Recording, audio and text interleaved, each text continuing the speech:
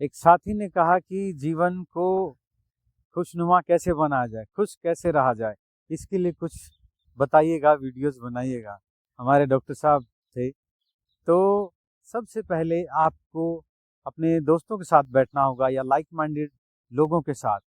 परंतु जब बैठें तो उस दिन समाज की बात न करें, टेंशन की बात न करें, कोई प्लानिंग न करें, सिर्फ बैठें और एंजॉय करें उन पलों को, खुश रहें। कोशिश करें वो बातें करें जो आप सामान्य नहीं करते हैं, तो आपको खुशियां मिलेगी। ठीक है। दूसरी बात, आप लोग मेडिटेशन जरूर प्रारंभ कर दें। हम सब जानते हैं कि वो अच्छी चीज़ है, बेहतरीन तरीके से जानते हैं, लेकिन मेडिटेशन हम नहीं करते हैं। मेडिटेशन पे बहुत बहुत बहुत फोकस करें। फिर खाना जो है वो कम रखें।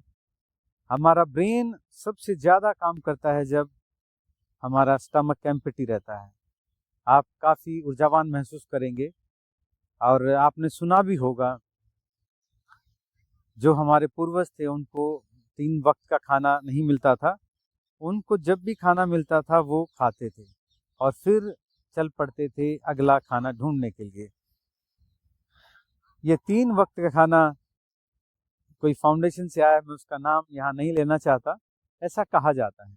परंतु हम लोग इस प्रकार से डिज़ाइन नहीं हैं। हम भी तो ये समझिए कि जीव जंतु ही हैं, बस हमारे अंदर दिमाग ज़्यादा था तो हमने अपने आप को डेवलप कर लिया और हमने अपने कुछ संस्कार बना लिए, रीति रिवाज बना लिए और इस तरह से हम औरों से अलग हो गए। लेकिन अंततः तो हम वही हैं। इसीलिए आप उन जड़ों पे जाएं, उन इतिहास में जाएं जहाँ से आप मजबूत रहेंगे, स्ट्रॉन्ग रहेंगे।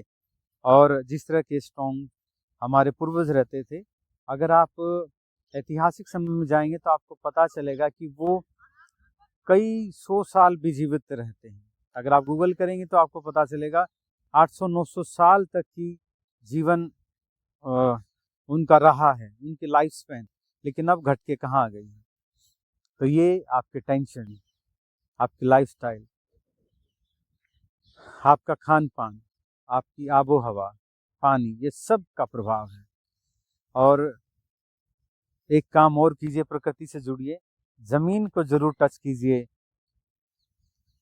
और देख रहे होंगे डॉक्टर विश्वराज चौधरी को बताते हैं कि कैसे जीरो वोल्टेज थेरेपी पे काम करना है, कैसे आपको सर्केडियन क्लॉक के साथ मैच करना है। ये सब आपको देखना होगा, है ना। तो वो कहते हैं food is medicine, time is a medicine, है ना। और जो जीरो वोल्टेज है वो एक मेडिसिन। तो इन सब पे काम करें और खुश रहें। दिन में कई बार आप हंसें। हंसना इसलिए जरूरी है, हमारे माइंड को ये नहीं पता अच्छा और बुरा क्या है, तो जो हम सोचेंगे वो और सोचाने लग जाता है। मान लो आप खुशी की बात सोच रहे हैं तो माइंड आपका और खुश करेगा आपको।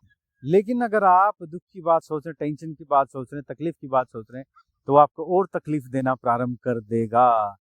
इसीलिए माइंड को कंफ्यूज किए। जब भी आप सीरियस हों, हंसने लग जाएं, एक बार खूब हंसने लग जाएं। उससे माइंड जो है कंफ्यूज हो जाएगा, उससे लगेगा कि हंसाना है, इनको सीरियस नहीं करना है। तो आप देखेंगे माइंड आपको हंसाने लग जाएगा। कहा जा सकता है कि माइंड आपका एक ओबीडियंट सर्वेंट है, एक वो सेवक है, गुलाम है, लेकिन उसे ये नहीं पता हमारे लिए सही और गलत क्या है। उसको तो बस ये है, जो मेरे मालिक कर रहे हैं वही मुझे बढ़ा देना है। आप दुख रहेंगे तो वो और दुख को देगा, आपको और दुख का माहौल बनाएगा। ऐसे ही आपकी माइंड की संरचना है। और खुश हैं तो और खुशियां देगा। तो माइंड को ट्रिक कीजिए, उसको बेवकूफ बनाइए और अपने सेहत पे ध्यान दीजिए। अपने सेहत पे ध्यान दीजिए। 2026 हमने इसीलिए चिन्हित किया है, बार बार सेहत पे हम बातें करते रहेंगे। धन्यवाद।